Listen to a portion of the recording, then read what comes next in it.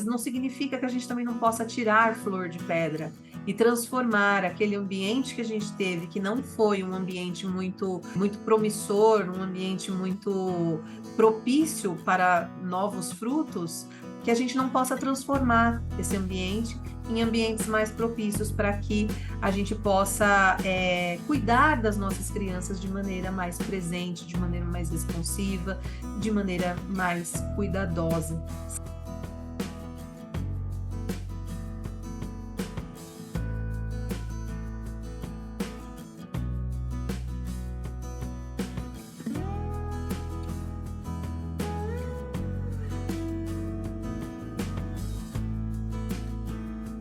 Olá, pessoal, como vocês estão? Eu me chamo Natália Aguilar, eu sou psicóloga perinatal, gestalterapeuta, especialista em luto e com vasto conhecimento em teoria do apego. Vocês que estão acompanhando aí os vídeos no canal, têm percebido que eu tenho feito aí uma sequência de vídeos para vocês com o tema pai, e hoje a gente vai falar sobre a temática do pai ausente. Como vocês sabem, eu gosto bastante de relacionar as coisas que eu falo aqui com a teoria do apego, com a gestalt terapia também, com lutos, e esse tema tem tudo a ver, né, com a... Eu vou falar um pouquinho hoje, né, sobre essa questão, né, dos pais ausentes e quais são os impactos que essa ausência pode causar na vida de um filho. Para começar, eu queria convidar você para uma reflexão. Você que está me assistindo, você que é pai ou você que é filho, convidar você para a seguinte reflexão. Que tipo de relação que você acredita que pode ser construída diante da ausência de um pai? Quais são as memórias, quais são as lembranças que esse filho ele pode ter de um pai diante de uma ausência ou diante de uma inconstância? E aí, gente, para a teoria do apego, a gente vai dizer o seguinte, que a criança, ela precisa de previsibilidade. Um dos fatores cruciais para a gente prevenir a ansiedade, a angústia na vida de uma criança é essa coisa da previsibilidade. Então, a criança ela tem essa necessidade de prever o que vai acontecer. Então, para a teoria do apego, a gente costuma dizer que essa previsibilidade, essa constância, ela é algo muito importante. A gente até brinca que mais vale um pai que é mais durão do que um pai que pinga, sabe? E aí, esse pai que pinga, eu queria adentrar um pouquinho nesse tema da ausência. Como que vocês acham que fica a cabecinha de uma criança quando, por exemplo, um pai fala que vai pegar no final de semana, os pais são separados, vamos supor, estou dando aqui um exemplo. O pai fala que vai pegar no final de semana e aí, de repente, o pai, na última hora, dá para trás e não aparece. Ou simplesmente ele não aparece e não dá justificativa para essa criança. E essa criança, ela fica esperando por esse pai. Partindo lá do pressuposto dos tipos de apego, e aí vamos falar dos dois tipos de apegos mais principais, que os tipos de apego inseguros, que é o ansioso ambivalente e o evitativo, essa criança, ela pode aprender a ir para ambos os caminhos. É claro, gente, que essa criança ela pode ter outras figuras de apego que façam esse papel de pai, que supram essa necessidade dessa relação primária, que é a relação entre pai e filho. Mas eu tô aqui para trazer a reflexão de quando as coisas não correm bem. Porque quando tudo corre bem, daí vocês não precisariam de eu aqui para falar, né, das coisas, era só a gente vivenciar e tudo seria muito legal e muito bonito. Mas a gente sabe que nem tudo são flores e nem sempre as coisas vão correr da forma como a gente espera ou da forma que é mais saudável. E aí a gente vai ter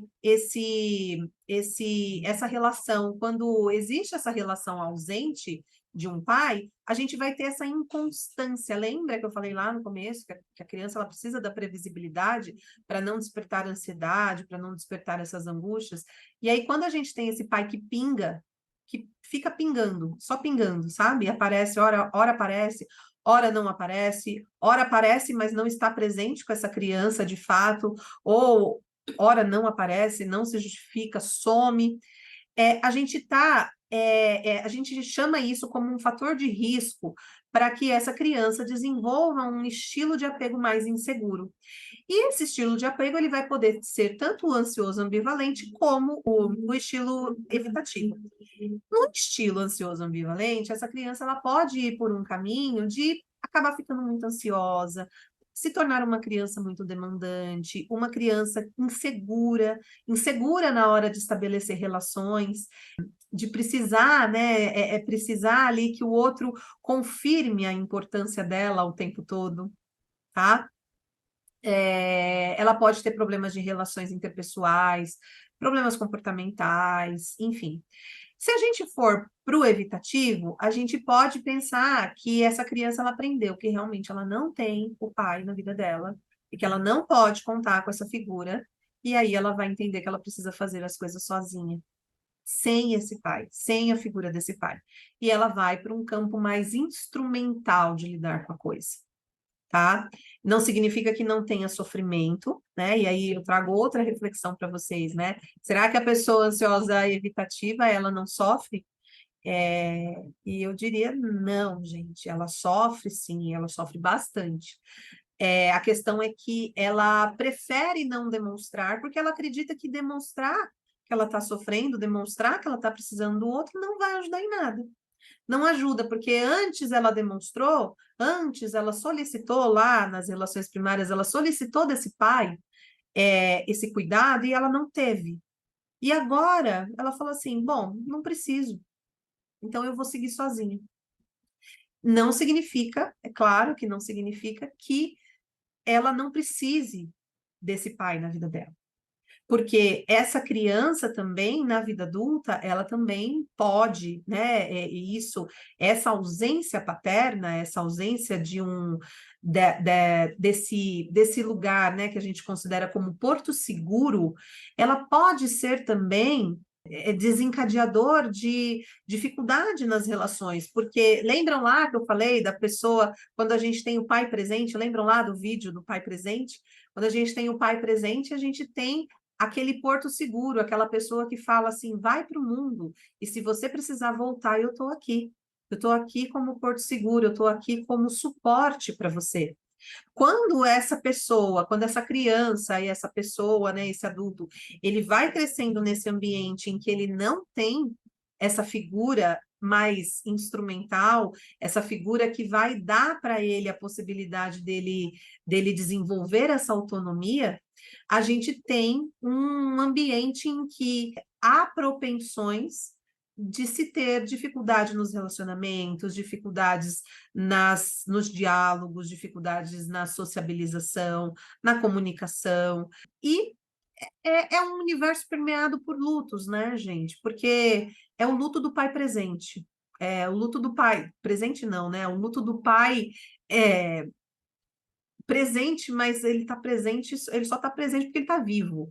Mas é o luto pela ausência, né, desse pai. É o luto do pai que está vivo.